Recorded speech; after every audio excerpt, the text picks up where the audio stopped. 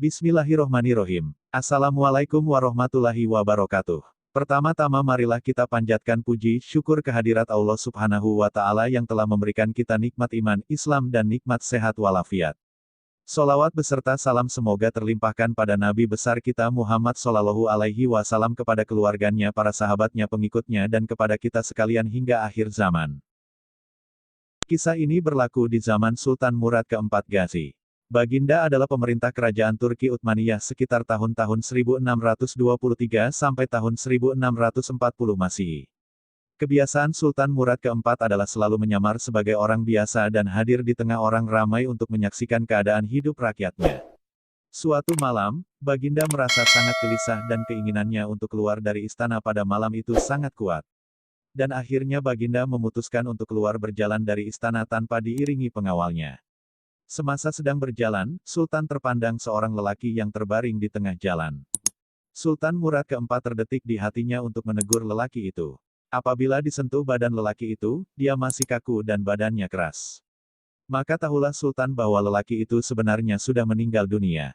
Baginda merasa sangat kehairanan mengapa mayat lelaki itu dibiarkan terbaring di sini dan tiada seorang pun yang lalu lalang di jalan itu untuk menguruskan mayatnya. Lantas Baginda bersuara dengan seruan yang keras. Mengapa orang ini dibiarkan begini, kenapa mayatnya tidak diurus? Dan di mana keluarganya? Orang ramai yang berada di sana, terpanggil dengan seruan Sultan.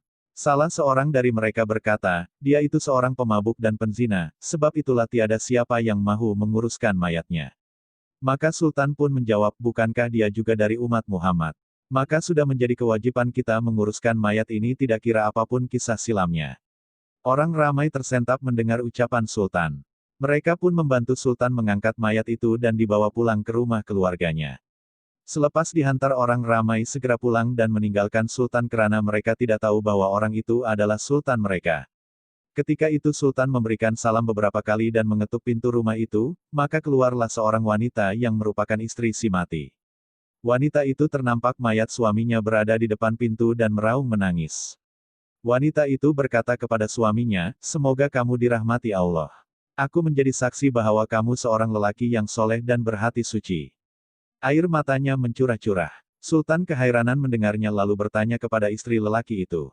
Aku mendengar orang ramai memberitahuku yang lelaki ini adalah seorang pemabuk dan penzina. Bagaimana kamu boleh mengatakan yang suamimu ini seorang yang soleh?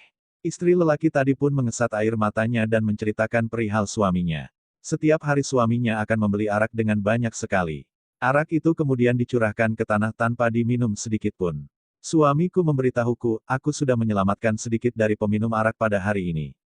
Kemudian setiap malam suaminya akan ke rumah pelacur untuk memberi duit kepada perempuan pelacur itu supaya menutup pintu sampai ke pagi. Lalu dia memberitahuku yang dia sudah menyelamatkan seorang perempuan dari melakukan zina. Aku ada memberitahu suamiku yang perbuatannya ini pasti akan dipandang serong oleh masyarakat. Malah orang ramai akan menganggap dia sebagai pemabuk dan penzina.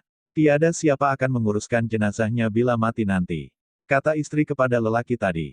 Suaminya pun tersenyum dan menjawab, jangan kamu risau wahai istriku, kerana mayatku kelak akan diuruskan oleh Sultan.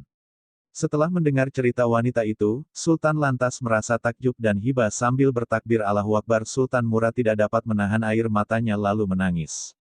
Sultan pun berkata, sesungguhnya suamimu berkata benar. Akulah Sultan Murad. Besok aku sendiri akan memandikan mayat ini dan menguruskannya. Keesokan harinya, Sultan Murad beserta para pembesar, para mufti dan ulama serta sekalian rakyat menguruskan jenazah itu dan beribu-ribu orang sholatkan jenazah mulia ini.